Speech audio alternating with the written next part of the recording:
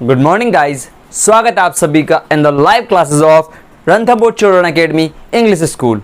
बेटा मैं राज किरण आज आपको पढ़ाने वाला हूं आपकी जो फर्स्ट बुक है आपके इंग्लिश लिटरेचर का, जिसका नाम है वुवन वर्ड्स, उसका सेकंड लेसन जिसका नाम है अ पेयर ऑफ मस्टाशियस है। मस्टाशियस नाम से, जो आपका मस्टाशियस में होती है मूछें, मतलब एक जोड़ी मूछें। और जो ये आपके जो ये लेसन है ये लिखा गया है आपके मुल्कराज आनंद के द्वारा, जो कि एक वेल नोन राइटर है आपके इंडिया का, जो इंग्लिश में राइट करते थे अक्सर। और आपको इनके बारे में बता दूं थोड़ा सा, इनका जो जन्म हुआ है लगभग हुआ है 1905 में, लगभग नहीं मतलब 1905 में हुआ है, 1905 में। और इनका जो डेथ है वो हुआ है 2004 में, मींस काफी हद तक 99 ईयर्स की एज इन्होंने प्राप्त की। और बेटा ये पता है इनका जन्म हुआ है आपके पेशावर में, जो पाकिस्तान का पेशावर है वहां पर। और इनकी जो एजुकेशन है उनके बारे में बताता हूं मैं आपको। ये लाहौर में पढ़े हैं बेटा, और लाहौर के बाद है लंदन पढ़े हैं, उसके बाद कैम्ब्रिज यूनिवर्सिटी में पढ़े हैं, ठीक है। इसके अलावा आपको बताएं बात, इन्होंने बहुत सारे जो अपने फेमस मतलब जबरदस्त इन्होंने कई सारे लेख लिखे हुए जो वेल नोन है, जिनमें से आप कह सकते हो अनटचेबल है इनका, ठीक है। इधर से आपके और भी बहुत सारे हैं जो बेहतरीन, मतलब एक तरह से बिल्कुल वेल नोन है, ठीक है।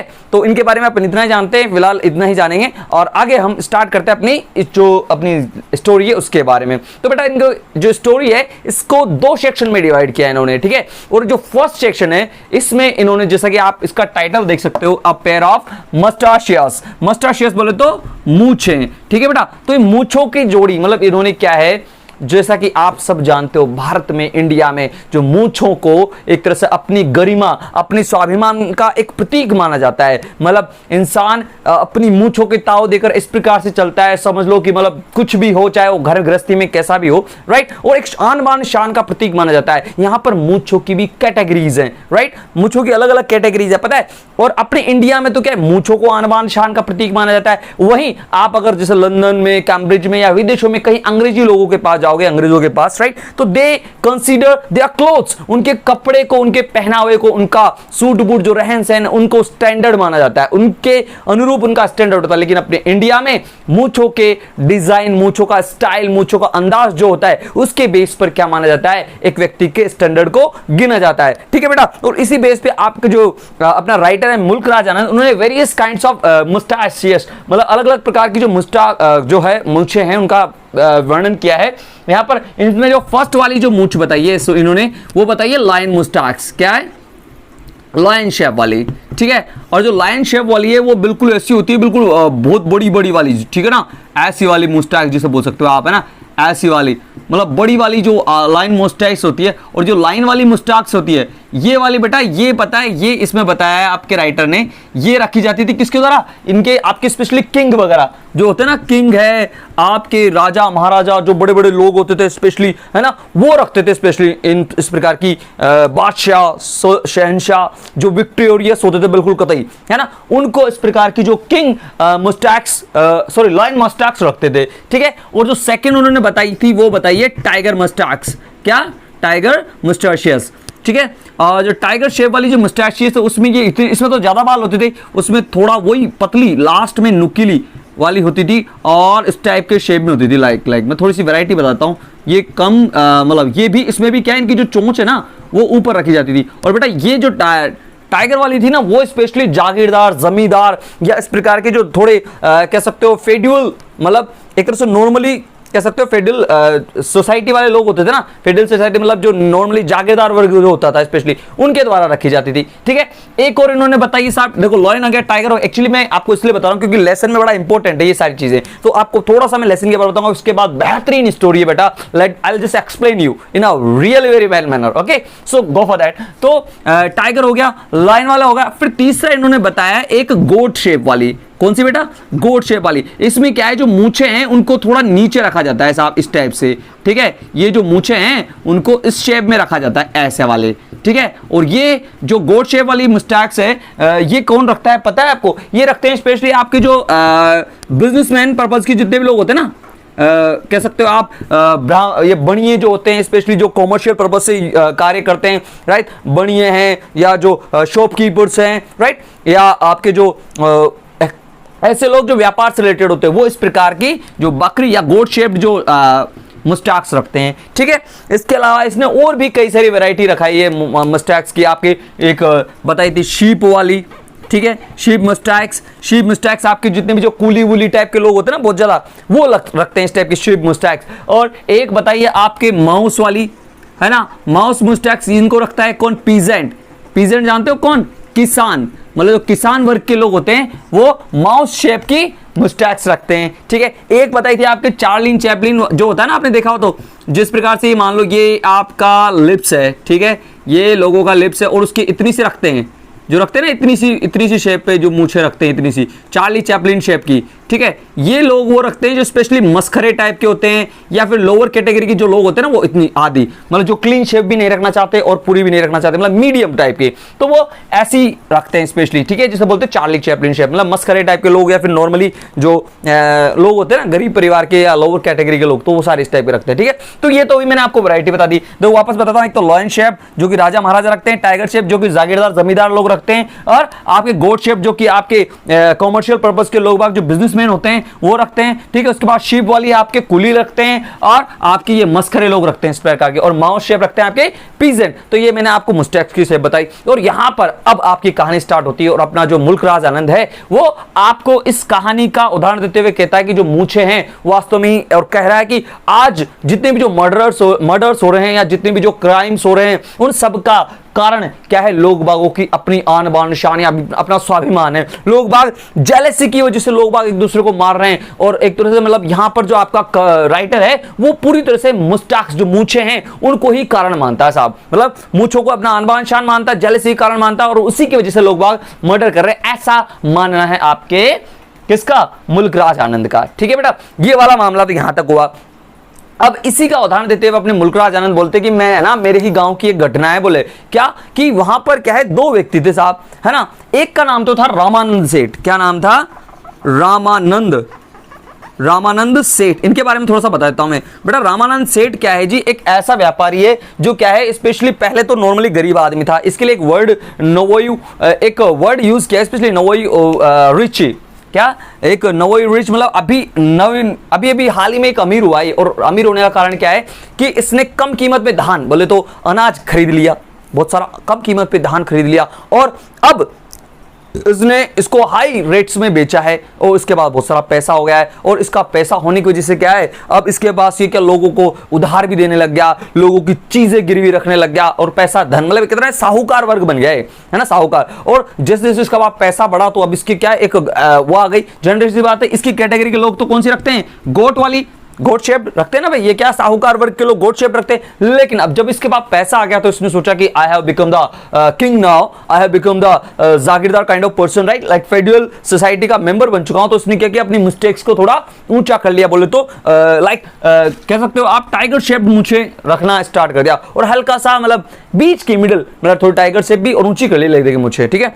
अच्छा, एक तो ये इसका सिस्टम हो गया। दूसरा जो व्यक्ति था उसका नाम था आपका खान आजम खान, ठीक है, खान आजम खान, ठीक है ना, ठीक है। ये खान आजम खान मेरे जो पूर्वज है वो क्या थे, एक तो से मुगलों के वहां पर बड़े एक हाईएस्ट पोस्ट पर वर्कर थे, मतलब जिस प्रकार से कोई काउंसिलर्स के पोस्ट पर, मंत्रियों के पद पर, या फिर कह सकते हो बड़े बड़े जो सेनापति या सेनाध्यक्ष के रूप में जो है ना बड़े बड़े पदों पर मेरे पूर्वज कार्य करते थे। एंड वी वर द, मतलब हमारी हेरिडिटी क्या है, बिल्कुल हम उच्च किस्म के लोग हैं, मतलब एक तरह से, ठीक है। ऐसा मानना था मिस्टर आजम खान का। और रियलिटी जो ये क्या से था, ये अफगानिस्तान से था, ये अपने आप में अफगान था, और इसने इसके कहता है हमारे पूर्वजों ने क्या था, मुगल जितने भी जो लोग थे, मुगल जैसे अकबर में हुमायूं अकबर वगैरह, इनके क्या किया था, अच्छा खासा इनके परिवारों की सेवा की है, बोले तो एक हाईएस्ट पोस्ट पर रैंक वाले जो एक लेवल पर क्या थे, इनके मंत्री या फिर काउंसिलर के पोस्ट पे थे, है ना। तो ये अपनी आन बान शान के खिलाफ, मतलब ये अपने आप की ये कैसी मूछें रखता है,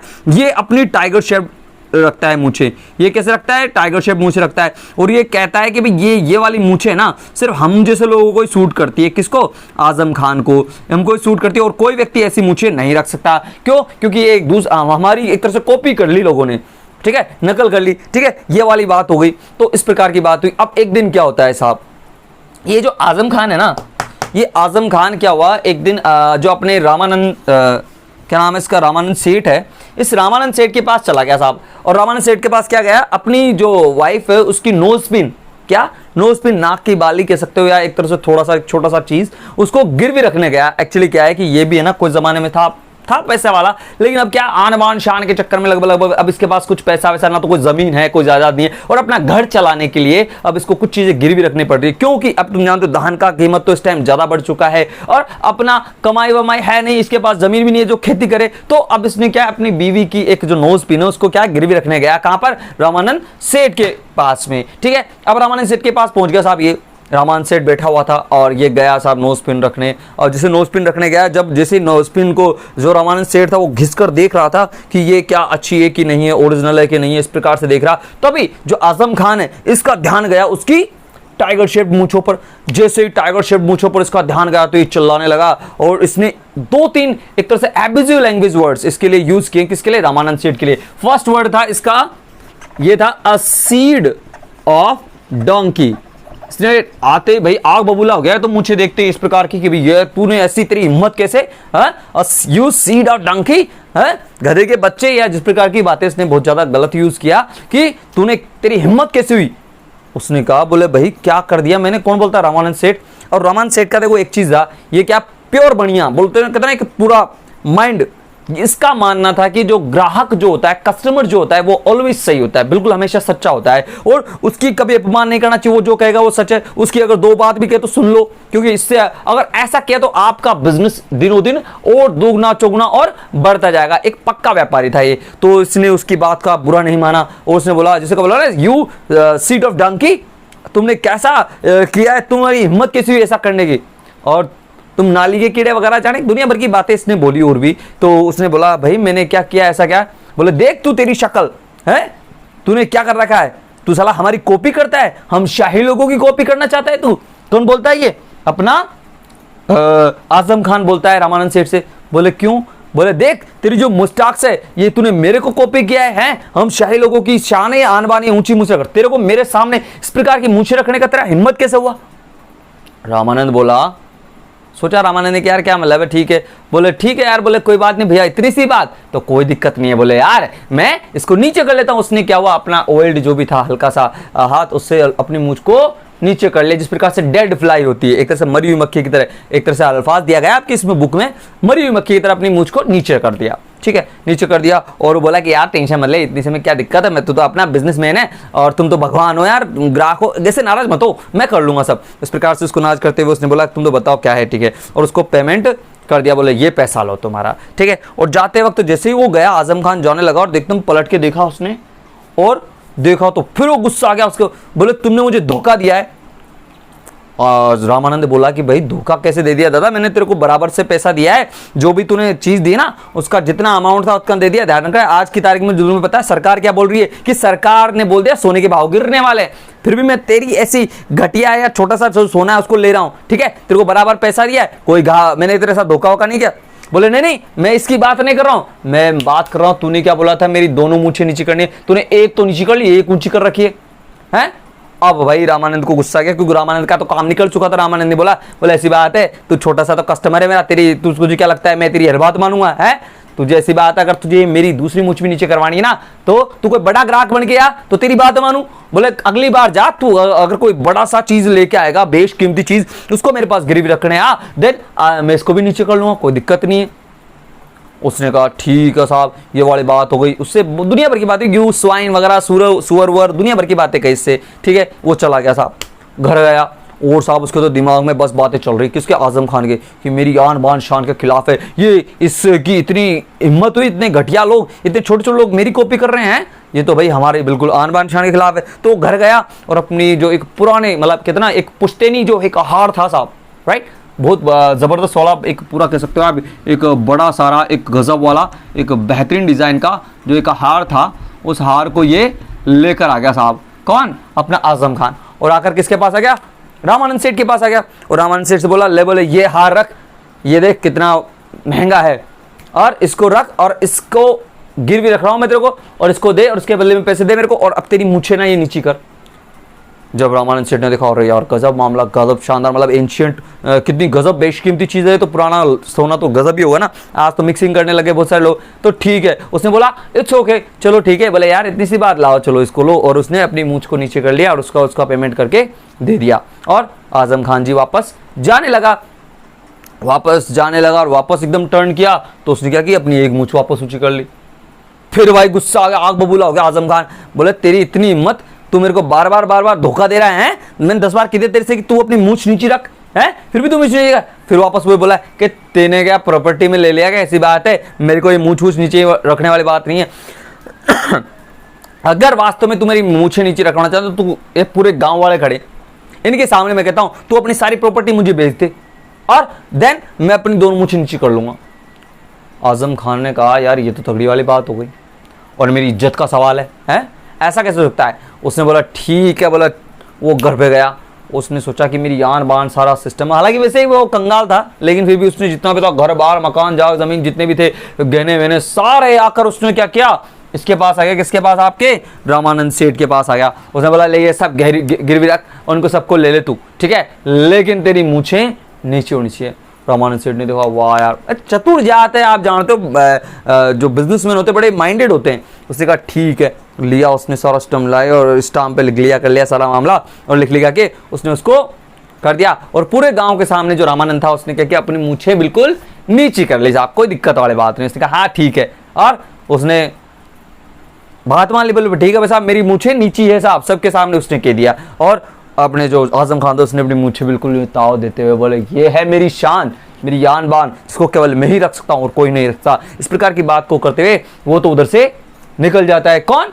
अपना आजम खान। हालांकि वो बिल्कुल कंगाल हो चुका है, लेकिन अपने झूठी अपनी यान बान शान को मूंछों को ताव देते हुए उधर से निकल गया, चला गया। और जो पीछे जो अपना वो था, कौन? अपना ये रामानंद सेठ, जो कि आप जानते हो उसने सारी चीज़ें उससे ले चुका था, और झूठी शान छोकर के नीचे अपने उस मूंछों को नीचे करते हुए गांव वालों के सामने बोला अरे कोई दिक्कत नहीं, बोले मेरे फादर भी क्या थे, कोई ज़माने में सुल्तान थे, सुल्तान बोले तो बादशाह थे, मतलब बड़े आदमी थे, धनी व्यक्ति थे, तो इसकी कोई बात नहीं, मैं तो सब अपना काम से काम रखता हूँ। तो इस प्रकार से ये बात देखकर सारे गाँव वाले उन दोनों की ही इस वार्ता पर हंसने लग जाते हैं। और यहाँ पर देखिए आप एक मूंछों की आन बान शान समझते हुए जो आजम खान नाम का जो एक व्यक्ति है वह पूरी तरह से कंगाल हो गया, बर्बाद हो गया, और केवल किसके खातिर? मूंछों के खातिर। तो यही एक मेंटेलिटी है अपने समाज की, अपने इंडिया के लोगों की, स्पेशली की जो मुस्ताक्स है या अपनी इज्जत की खातिर ये जो मूंछों को एक जैसे बोल सकते हो आप रूढ़िवादी था, उसके बेस पर ही ये क्या है सबको गिन रहे हैं, ठीक है,